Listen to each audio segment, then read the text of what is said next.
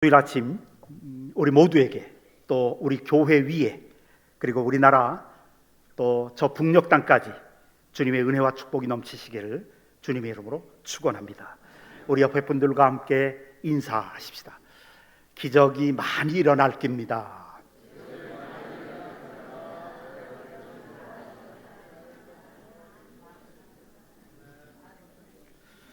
오늘 요한복음으로 다시 돌아왔습니다. 3절의 말씀을 한 2번 정도 읽고 이 3절을 중심으로 해서 말씀을 나누어 보려고 합니다. 같이 읽어보십시다. 시작. 영생은 곧 유일하신 참 하나님과 그가 보내신 자 예수 그리스도를 아는 것이니다. 영생은 곧 유일하신 참 하나님과 그가 보내신 자 예수 그리스도를 아는 것이니다. 영생이란 예수 그리스도를 아는 것이다. 이 안다, 이 성경 원어의 야다, 구약에는 야다라고 하는데, 이 신약 성경을 그 내용을 그대로, 의미를 그대로 예수님이 사용하셨어요. 예수 그리스도에 대한 지식적으로 아는 것, 그것을 뛰어넘어서 체험적으로 아는 것입니다. 그래서 이 안다라고 하는 단어는 성경의 부부지간의 관계를 이야기합니다. 예수 그리스도와 더불어 살아가는 거죠. 예수 그리스도를 주님으로 모시고 그리고 주님을 체험하면서 살아가는 그런 것. 예수 그리스도를 아는 것이 영생이다. 예수 그리스도를 아는 것이 영원한 것이고 영원히 사는 것이고, 예수 그리스도를 아는 것이 천국이고, 하나님이 우리에게 가장 원하시는 게 뭐냐? 예수 그리스도를 아는 것이다. 그것이 영생이고, 예수 그리스도를 아는 것이 진정한 신앙이다. 그렇게 말씀하시는 거예요. 도대체 예수 그리스도가 누구시길래 예수 그리스도를 아는 것이 영원히 살고 천국에 가고 하나님의 자녀가 되는 것인가? 저는 예수 믿은 지, 청년 시절에 예수 믿어서 예수 믿은 지 한 50년 넘는데, 예수를 믿으면 믿을수록, 주님과 함께 살아가면 갈수록 아주 신비해요. 성경을 깊이 연구하면 연구할수록 예수 그리스도만큼 신비하신 분이 없는 것 같아요. 체험적으로 봐도 신비하고요, 성경을 봐도 신비하고 그래요. 여러분, 인류 역사상 태어나기 전부터 예언하고 태어난 사람이 있을까요? 인류의 4대 성인이라고 말하는 그런 분들 한번 보세요. 공자 선생님이 무슨 논어에 아니면 사서삼경에 그런 책에 자신의 태어난 것, 자신의 삶을 예언하고 태어난 게 아니죠. 이슬람교의 창시자 마호메트가 그들의 경전인 꾸란에, 코란에 예언하고 태어난 게 아닙니다. 석가모니가, 불교 이전의 인도 종교는 브라만교였거든요. 석가모니가 브라만 경전에 예언하고 태어난 게 아니더라고요. 어느 왕도, 어느 누구도 100년 전에, 500년 전, 700년 전, 1000년 전에 미리 예언하고 태어난 사람은 누구도 없었습니다. 근데 놀랍게도요, 아니 신비롭게도 예수님에 관한 구약 성경의 예언은, 직접적인 예언이 300번 이상 나오더라고요. 500년 전, 700년 전, 1000년 전에 기록된, 예수님이 태어나시기 그 전에 기록된 직접적이고 구체적인 예언이 300번 이상 나와요. 간접적인 예언까지 합하면 500번 이상이 나와요. 처녀의 몸에서 태어날 것이다. 베들레헴에서 태어날 것이다. 태어나서 곧 애굽으로 도망갈 것이다. 아기 시절에요. 아브라함의 자손 중에서 태어날 것이다. 그 중에서도 12지파 중에서 요셉이 유명한데, 요셉의 자손이 아니라 유다 자손 속에서 태어날 것이다. 유대 나라에 올 것이다. 오셔서 어떻게 사실 것이다. 그리고 어떻게 죽을 것이다. 나무에 달려 죽을 것이다. 이건 그 당시에 사형 방법에도 없었던 건데, 나무에 달려서 죽을 것이다. 그리고 3일 만에 부활할 것이다. 이런 탄생과 삶에 대한 300가지 이상의 아주 정확한 예언들이 놀랍게도 예언 그대로 적중해서 이 땅에 오셨고 이 땅에서 사셨습니다. 구약 성경을 전체적으로 쭉 보면 하나님이 지금부터 4,000년 전에, 예수님이 태어나시기 2,000년 전에 한 사람 아브라함을 택하셨습니다. 자기 고향 본토 친척을 떠나게 하시죠. 그리고 수백 년 동안 아브라함을 씨족으로, 부족으로 크게 하시면서 부족이 되니까 72명 정도 되니까 그 아브라함의 부족을 애굽으로 보내어 종살이를 하게 해요. 430년 동안의 종살이 속에서 숫자가 200만 명이 넘게 됩니다. 그리고 혹독한 노예 생활을 통해서 아주 결속력을 갖게 하죠. 공동체로서 한 국가를 만들어요. 한 민족을 만드시고 국가를 만들어서 그 국가가 또 2000년, 수천 년 동안에 준비를 시켜요. 메시아를 맞이하기 위해서 하나님이 한 민족을 선택하신 겁니다. 그리고 시대마다 선지자들을 보내서 예수 그리스도를 예언합니다. 베들레헴에서 태어날 것이고 처녀의 몸에서 태어날 것이고, 그리고 구약 성경이 끝나니까 신약 성경이 나오기 전까지 400년 동안 국제 정치를 섭리하십니다. 그리고 유럽 전체를 헬라 제국이 통치하게만, 지배하게 만드셨어요. 알렉산더 대왕을 통해서. 그러면서 만드신 것이, 가장 중요한 것은 헬라어가 그 유럽 전체의 공용어가 되게 하셨습니다. 헬라 문화를 지배적인 문화로 만드시죠. 그 다음에 헬라 제국을 로마 제국이 먹습니다. 로마 제국이 전체를 통치하면서 제일 중요한 것은 모든 도로는 로마로 통한다라고 하는 말이 있을 정도로 로마 제국에서부터 시작해서 유럽 전체를 도로로 만들게 하십니다. 그래서 나중에 예수님의 제자들이, 또 사도 바울이 그 잘 발달된 도로를 통해서 복음을 아주 급속히 확산시켰죠. 복음을 전하기에 그렇게 평탄하게 만드신 후에 때가 참에 예수 그리스도께서 태어나게 하신 거예요. 그래서 갈라디아서 4장 4절을 보면 때가 참에 하나님이 그 아들을 보내사 그래요. 신학 중에서 가장 그 논리력이나 과학적으로 아주 합리적인 학문이 있어요. 신학의 한 지파가 변증학이라고 말합니다. 신학 속에 있는 변증학자들이 계산을 해봤어요. 한 사람에게 직접적인 예언 300개가 정확하게 들어맞을 확률을 수학적으로 계산해 보니까 10의 24승분의 1이라고 하는 숫자가 나옵니다. 10의 24승분의 1.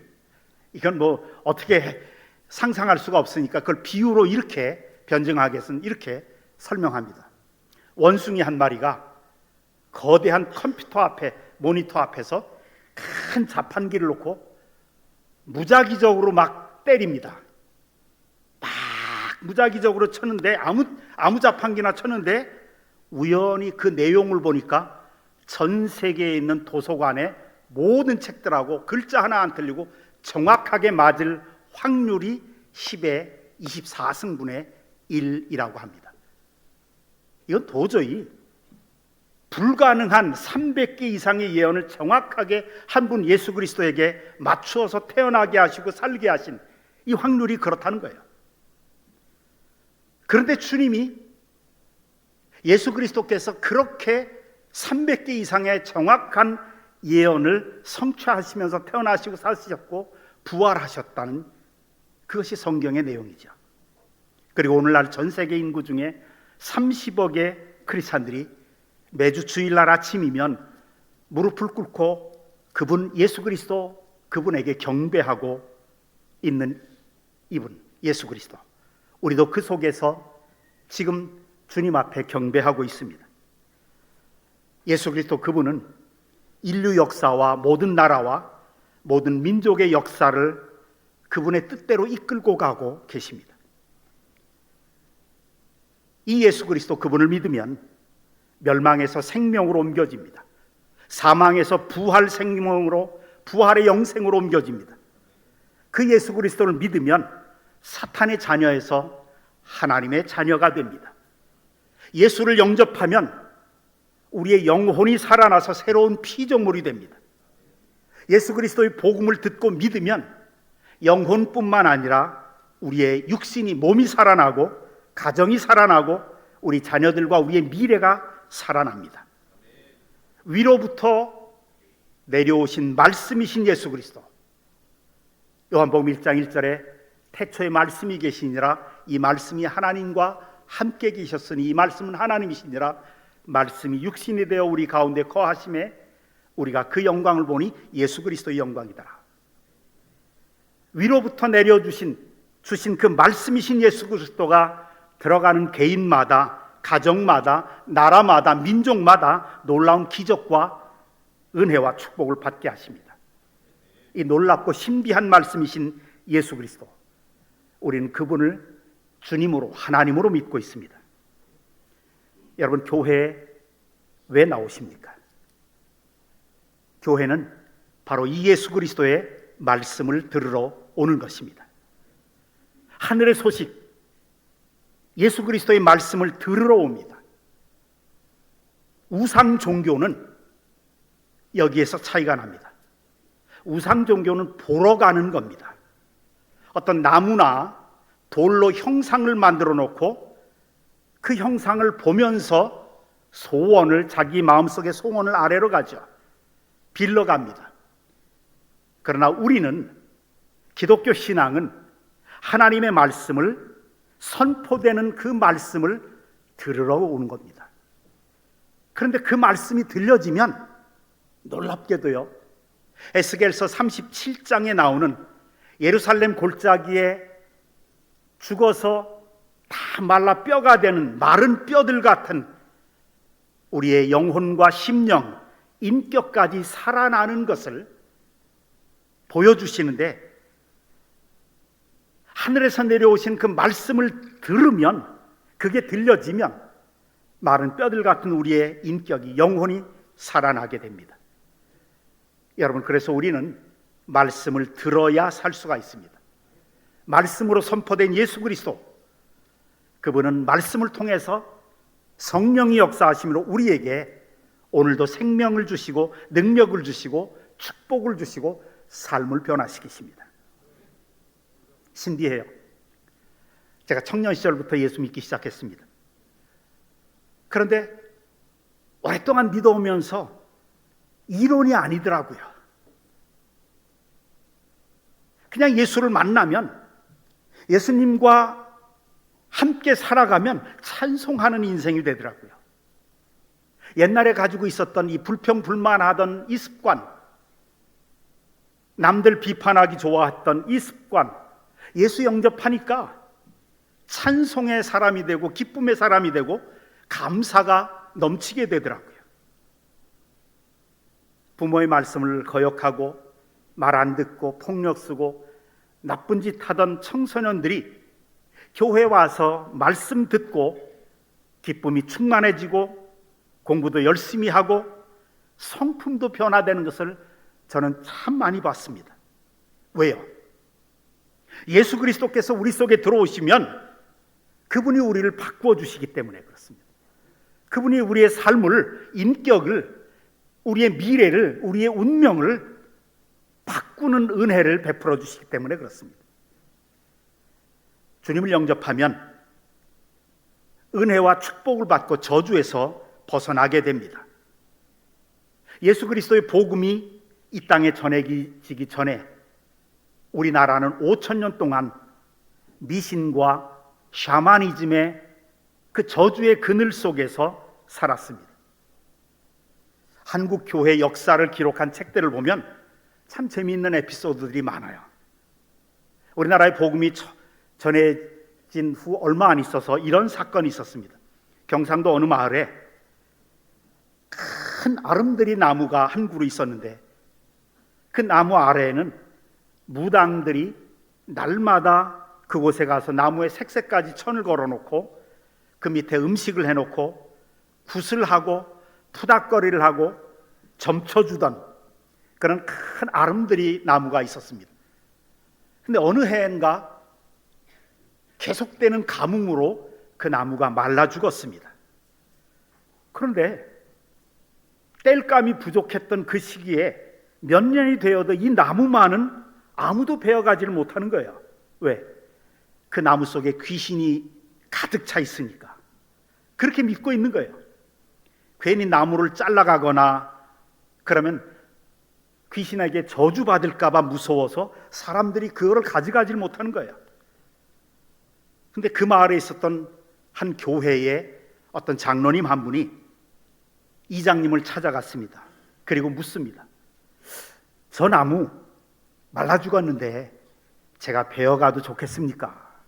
그랬더니 이장님과 마을 사람들이 깜짝 놀래요. 자네 교회 나가더니 미쳤구만. 아니 저 나무 베면 자네 집 다 망해. 자네 자식들 다 망해. 무당이 굿하고 점치고 그래서 귀신이 꽉 들어찼는데 귀신의 저주가 자네 자식들에게 임할 걸세. 그래서 장로님이 그래요. 그러면 제가 베어갈 테니까 저 나무를 다 베어갈 테니까 이장님 제 자식들이 망하는가 한번 보십시오. 그리고 그 귀신이 가득 찬 나무를 베어가서 1년 내내 그 나무를 장작으로 땔감으로 불 떼면서 잘 살았다고 그래요. 그리고 그 이후에 장로님의 자녀들은 너무 잘 되더래요. 다들 잘 살고 아무 일이 없는 거예요. 왜요? 주님을 영접하는 개인과 가정은 그 나라는 은혜와 축복을 받을 뿐만 아니라 저주에서 벗어나게 되었기 때문에 그렇습니다. 이 복음이신 예수 그리스도, 그분은 전능하신 창조주 하나님이십니다. 빛이 있으라 말씀하시니 빛이 생긴 그 하나님, 이 우주를 만드신 그 하나님, 지구와 달과 별을 만드시고 태양을 걸어놓으신, 그리고 모든 물고기와 짐승들과 공중의 새를 창조하신 전능하신 하나님이십니다. 그분은 영원한 우리의 아버지십니다. 영원부터 영원까지 계시는 평강의 왕이십니다. 그분이 들어가는 곳마다 평안이 지배합니다. 우리나라, 우리 가정, 우리 개개인의 마음속에 평안을 주실 수 있는 분은 오직 예수 그리스도 한 분이십니다. 그럼 우리가 그분을 어떻게 해야 되는가? 근데 우리가 특별히 해야 할 일이 없어요. 성경을 보면 우리가 해야 될 가장 큰 일은 예수 그리스도를 믿고 영접하고 그분을 따라 사는 것밖에 없더라고요. 그러면 그분이 우리 삶을 인도하시고 장애물이 생기면 제거해 주시고 큰 환난이 닥칠 때는 너무 큰 환난에겐 또 피할 길도 주시고 우리를 보호해 주시고 축복해 주시고 우리 인생을 책임져 주십니다.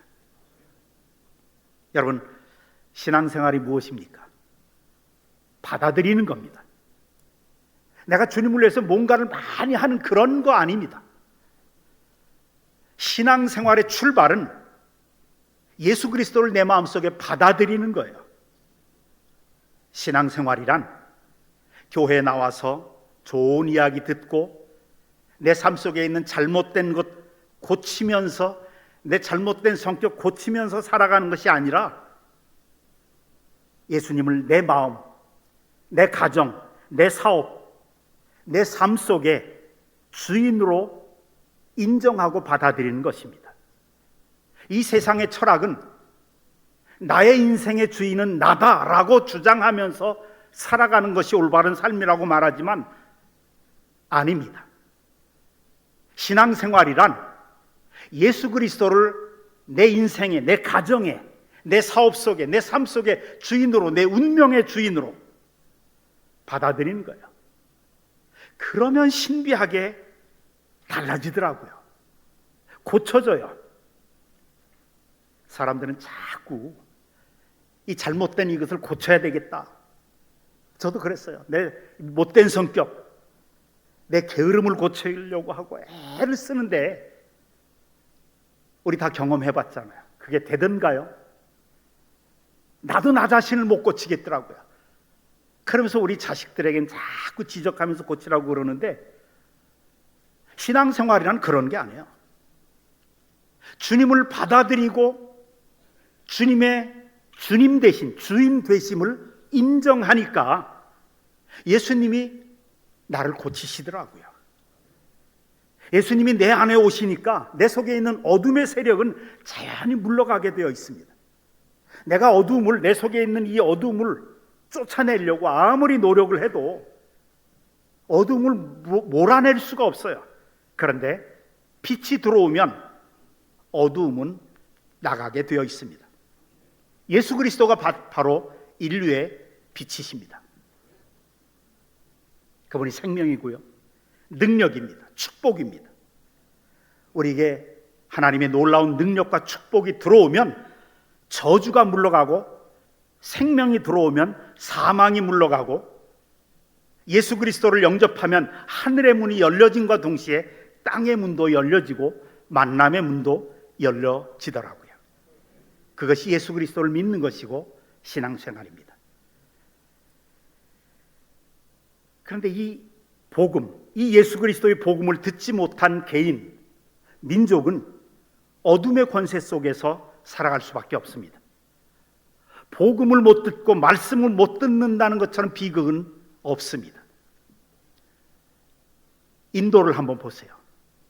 21세기 초현대 사회에서 결혼할 때 혼수품 적게 가져왔다고 시집 식구들에게 몰매 맞고 죽은 여성들이 매년마다 수천 명이 됩니다. 남편도 합세해서 죽이죠. 그것만이 아닙니다. 인도는 문화인의 지역입니다. 세계적으로 유명한 지도자들이 얼마나 많이 나와요. 마하트마 간디라든지 네루라든지 인디라 간디라든지, 대학들도 우리나라 서울대학보다 훨씬 탁월한 대학들, 세계적인 대학들이 아주 여러 개 있습니다. 우리나라가 IT 산업의 강대국이라고 하지만 틀린 말은 아니에요. 그런데 인도는 전 세계 최고의 IT 강국입니다. 그래서 미국 실리콘밸리를 장악하고 있는 사람들은 거의 대부분 인도의 수재들이죠. 인도는 인류 4대 문명의 발상지이기도 합니다. 그런데 예수 그리스도를 안 받아들이니까 영적으로 암흑 상태예요. 어두운 영이 그 삶들을 지배하는 거예요.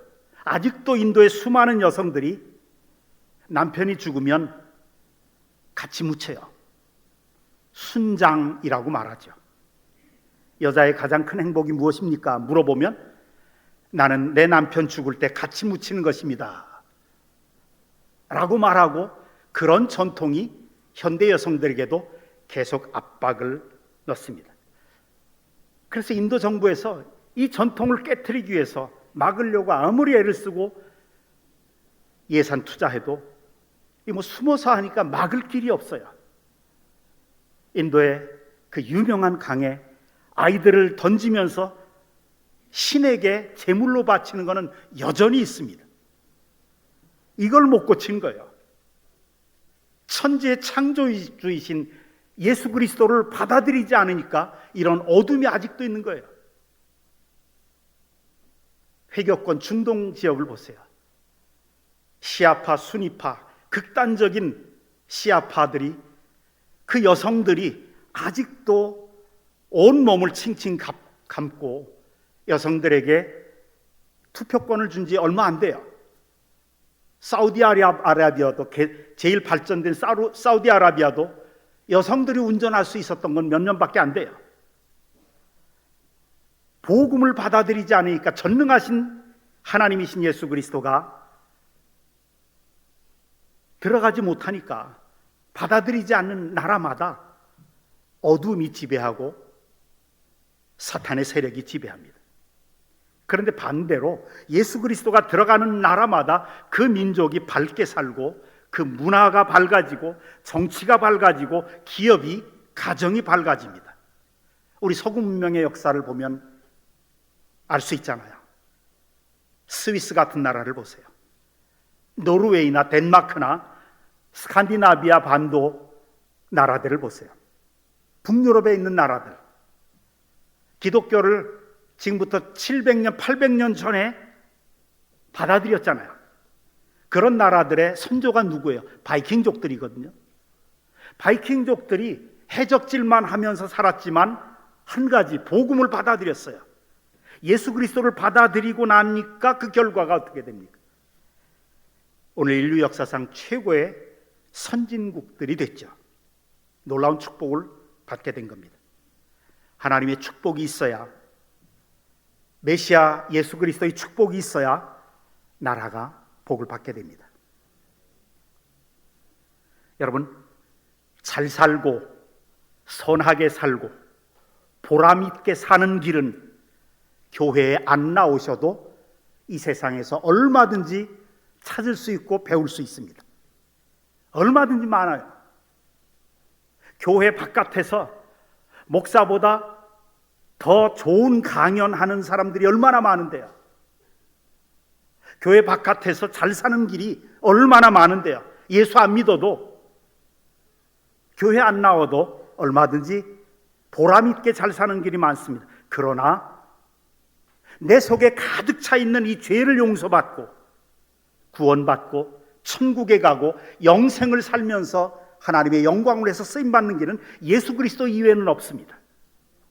누구든지 예수 그리스도를 믿어야 멸망하지 않고 영생을 살아갈 수가 있습니다. 오직 우리 인류를 구원하시기 위해 보내신 분은 하나님의 아들 예수 그리스도 한 분밖에 없습니다. 우리나라의 도박 중독자들이, 마약 중독자들이 수백만 명이 돼요.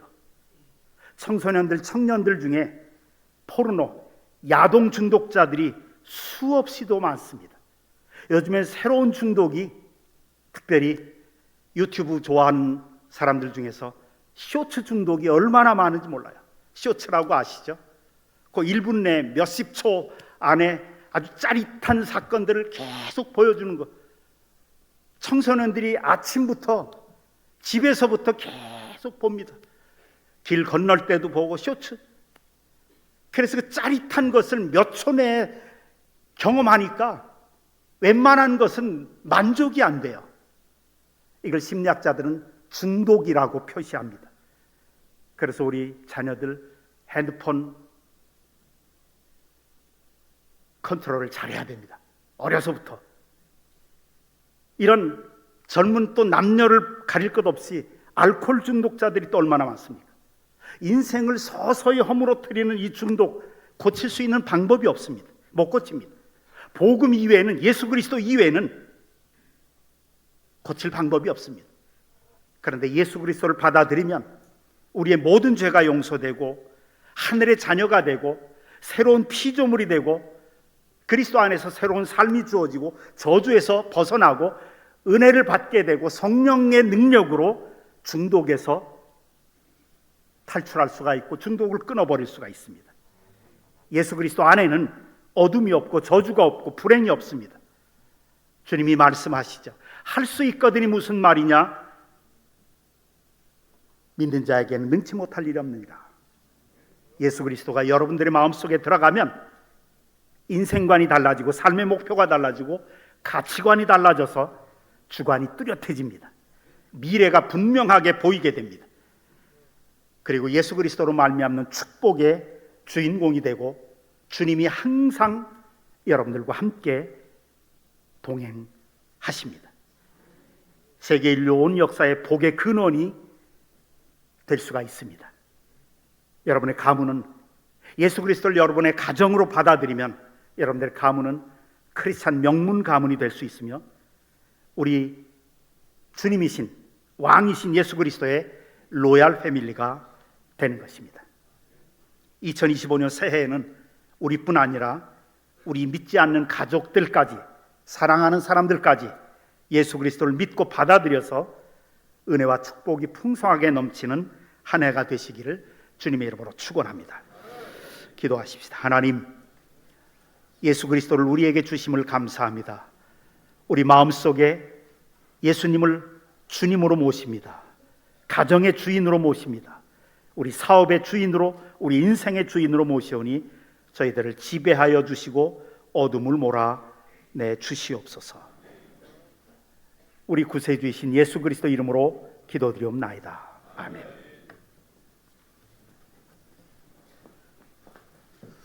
결단 찬송하시겠습니다.